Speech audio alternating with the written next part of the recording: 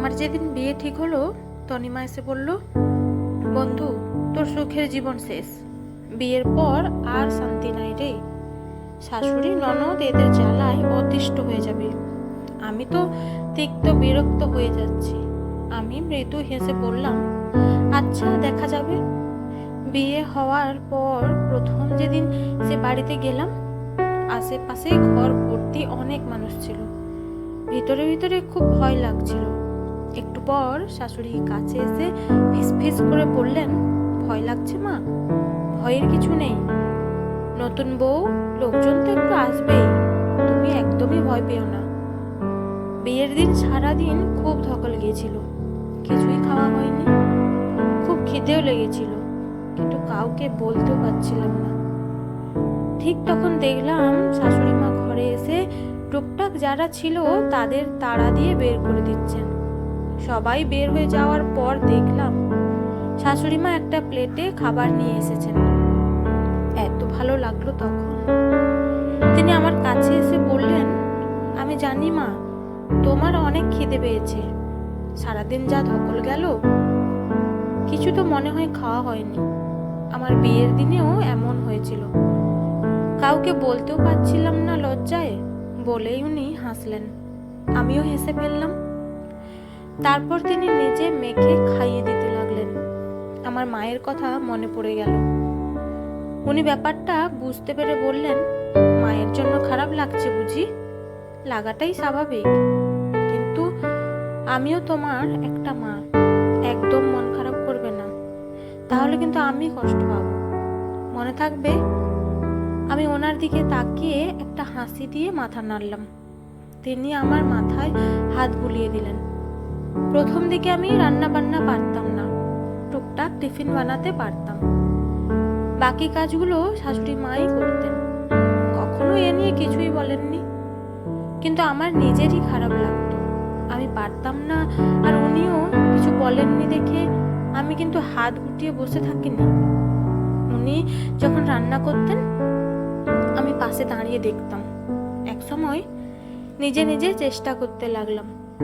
শাশুড়ি মা মাথায় হাত বুলিয়ে বলতেন, বাহ, মেয়ে তো বড় হয়ে যাচ্ছে। আমি তখন হেসে দিতাম। প্রথম যেদিন রান্না করেছিলাম, সবাই খেয়ে খুব প্রশংসা করেছিল। খুব খুশি লাগলো। ভাবলাম ভালোই হয়েছে হয়তো। আমি যখন খেলাম, এত বাজে লাগলো খেতে, কিন্তু সবার এত প্রশংসায় খুব অবাক হলাম। সবার দিকে অভিমানী দৃষ্টিতে তাকিয়ে বললাম, তোমরা আমার মিথ্যা প্রশংসা করলে কেন? শাশুড়ি মা মৃদু হাসি দিয়ে বললেন, প্রথমবারেই কেউ পারফেক্ট ভাবে কোনো কিছু বানাতে পারে না। করতে করতেই এক সময় সেরাটা বেরিয়ে আসে। প্রথমবার হিসেবে অনেক ভালো হয়েছে। ননদ বলল, বৌদি, আমার কিন্তু ভালোই লেগেছে।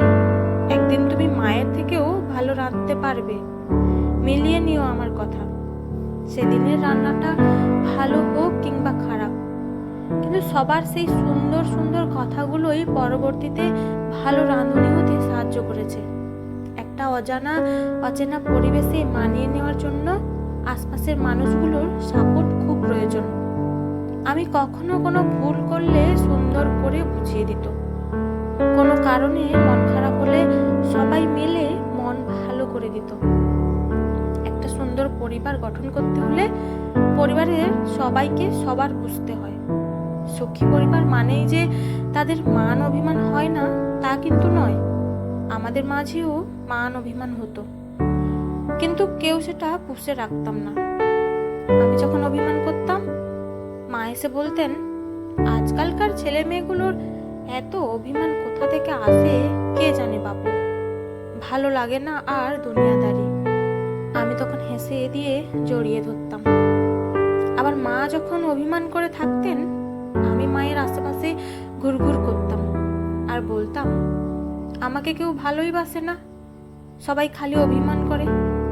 মা তখন মুখ বাঁকিয়ে বলতেন, এখন খুব আহ্লাদ করা হচ্ছে, কষ্ট দেওয়ার সময় মনে থাকে না? আমি মাকে জড়িয়ে ধরে বলতাম, মেয়েদের কথায় মায়েরা কষ্ট পায় বুঝি? মা তখন হাসতে হাসতে বলতেন, খুব পাকা হয়েছিস। আমরা আমাদের রাগ অভিমানগুলো ঘরের মধ্যেই রাখতাম। পাশের বাড়ির আন্টি এসে বলতেন, খুব ভালো বউ পেয়েছেন। আমার বউটা তো একেবারে। আন্টি কথা শেষ করার আগেই মা বললেন, বাচ্চাদের ভুলগুলো অন্যদের কাছে না ছড়িয়ে তুমি ওকে বুঝিয়ে বলো, দেখবে ঠিকই পরের বার থেকে শুধরে নেবে। তাকে অন্যের মেয়ে কিংবা বউ না ভেবে আগে একটু নিজের মেয়ে ভেবে দেখো, দেখবে সেও তোমাকে নিজের মায়ের মতোই ভালোবাসবে। তোমার মেয়ের ভুলগুলো যেমন শুধরে দাও, ওরটাও তেমন শুধরে দিও, দেখবে কি সুন্দর সবকিছু শিখে যাবে। বড়রা যদি সুন্দরভাবে না শিখিয়ে দেয়, ছোটরা শিখবে কিভাবে? আর ভুলগুলো বেশি হাইলাইট না করে ভালো গুণগুলো হাইলাইট করো, দেখবে ওর খারাপ দিকগুলো একসময় ভালোতে রূপান্তরিত হবে। আমি বললাম, আন্টি, সৎসঙ্গে কিন্তু স্বর্গবাস হয়। আপনি যেহেতু ভালো, সেহেতু আপনার বউটাও ভালো হতে বাধ্য। শুধু আপনার সুন্দর সঙ্গটা দিন, তাহলেই হবে। সে খারাপ করছে দেখে যদি আপনিও খারাপ করেন, তাহলে স্বর্গবাসটা হবে কি করে? আন্টি সেদিন কিছু না বলে উঠে চলে গেলেন। মা একটা দীর্ঘশ্বাস ছেড়ে বললেন, আসলে আমরা কেউ কাউকে বুঝতে চাই না, তাই তো এত অশান্তি। আমি হেসে দিয়ে বললাম, সবাই তো আর আপনার মতো হয় না মা। মা আমাকে কাছে টেনে নিয়ে বললেন, সবাই তো তোমার মতো হয় না। একবার আমার স্বামী আকাশের সাথে আমার ঝগড়া হলো। মা সেটা কিভাবে যেন বুঝে গেলেন। আমি মায়ের ঘরের পাশ দিয়ে যেতে লাগলাম, তখন দেখলাম মা আকাশের সাথে কথা বলছেন। মা বলতে লাগলেন, মেয়েটা ওর পরিবার পরিজন ছেড়ে একটা অচেনা পরিবেশে এসে মানিয়ে নিচ্ছে। এমনিতেই আপনজনদের ছেড়ে এসে কত কষ্ট পাচ্ছে, তার উপর তুইও ঝগড়া করছিস। একটু মানিয়ে নিতে পারছিস না? এই শিক্ষা দিয়েছি তোকে? তুই আর আমার সাথে কথাই বলবি না, যা। আমি ঘরে চলে আসলাম। কিছুক্ষণ পর আকাশ এসে মলিন মুখ করে বলল, তোমার জন্য মাও আমার সাথে কথা বলবে না বলছে। কি যে জাদু করলে! এখন আমাকে ক্ষমা করে উদ্ধার করুন মহারানী। আমি মুখ বাঁকিয়ে বললাম, উচিত শিক্ষা হয়েছে, করব না ক্ষমা। সেবার আমার হঠাৎ খুব জ্বর আসলো। মা কাঁদো কাঁদো মুখ করে বললেন, ফেললে তো জ্বর বাঁধিয়ে। আহারে, বাচ্চা মেয়েটা কত কষ্ট পেতে হচ্ছে। আমি মায়ের হাত ধরে বললাম, অযথা চিন্তা করছো, দেখবে কালকেই ঠিক হয়ে যাব। সেদিন মা আকাশকে ঘর থেকে বের করে দিয়ে সারা রাত জেগে জেগে সেবা করেছিলেন। একটু পর পর এটা ওটা এনে জোর করে খাওয়াচ্ছিলেন। আমার মনে একবারের জন্যেও মা বাবার জন্য শূন্যতা অনুভব হয়নি। বুঝে গেলাম শাশুড়ি মা আর শাশুড়ি মায়ের জায়গায় নেই। কখন আপন মায়ের জায়গা দখল করে ফেলেছেন বুঝতেই পারিনি। আসলে মা তো মাই, আপন আর পর কি। একবার মায়ের এত বেশি শরীর খারাপ হয়েছিল যে হসপিটালে অ্যাডমিট করতে হয়েছিল। পুরো 1 সপ্তাহ হসপিটাল থাকতে হয়েছিল।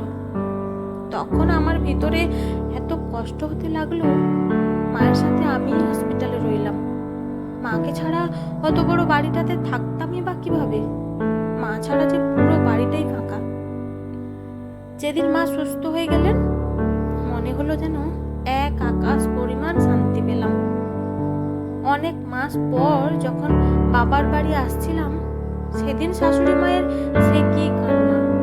ননদ পাশ থেকে বলল, তুমি যেভাবে কাঁদছো মনে হচ্ছে যেন বৌদি সারা জীবনের জন্য চলে যাচ্ছে। আমার বিদায়ের সময়ও তো মনে হয় এত কাঁদনি। আমার দিকে তাকিয়ে বলল, ঠিক বলেছি না বলো বৌদি? আমি মা দুজনই তখন হেসে ফেললাম। সেদিন বাড়ি আসার সময় পাশে তনিমার সাথে দেখা হয়ে গেল। তনিমা ওর বরকে ওর পাশের সিট থেকে উঠিয়ে দিয়ে আমাকে বসালো আর ওর বরকে আমাদের সিটে পাঠিয়ে দিল। তারপর আমার দিকে উৎসুক দৃষ্টিতে তাকিয়ে বলল, কি রে, বিবাহিত জীবন কেমন যাচ্ছে তোর? আমার কথা মিটলো তো? আমি হাসি দিয়ে বললাম, আমার জীবনটা অতিষ্ঠ হয়নি, কিন্তু স্বর্গ হয়ে গেছে। তনিমা অবাক দৃষ্টিতে তাকিয়ে বলল, তাহলে তো তোর রাজ কপাল, ভালো শাশুড়ি পেয়েছিস। আমি বললাম, পৃথিবীর সব মায়েরাই সেরা মা, তাদের কাছে সব মেয়েরাই রাজকন্যা, কিন্তু কথা হচ্ছে আগে তাদের কাছে মেয়ে হয়ে উঠতে হবে, আগে তাদের কাছে আপন হয়ে উঠতে হবে, শাশুড়ি না ভেবে নিজের মা ভাবতে হবে। দেখবি তখন তার ভুলগুলো তোর চোখেই পড়বে না, তোর কপালও রাজকপাল হয়ে যাবে। তনিমা চুপ করে তাকিয়ে রইল। আমি মৃদু হাসি দিয়ে বললাম, আচ্ছা একটা কথা বলতো, তুই কি কখনো তোর শাশুড়িকে জড়িয়ে ধরেছিস? কখনো একসাথে বসে হাসি মুখে গল্প করেছিস? তনিমা ভ্রু কুঁচকে বলল, উনি তো করেননি কখনো। আমি একটু জোরে হেসে দিয়ে বললাম, উনি করেননি দেখে তুইও করিসনি, তাহলে ওনার মাঝে আর তোর মাঝে তফাৎটা রইল কই? শুরুটা না হয় তুই করলি। তনিমা আমার হাত ধরে বলল, তুই আসলেই অনেক ভালো রে। আমিও ওর হাতটা শক্ত করে ধরে বললাম, আমরা সবাই ভালো, শুধু কেউ কেউ বুঝতে চায় না, কেউ কম্প্রোমাইজ করতে চায় না, এটাই সমস্যা।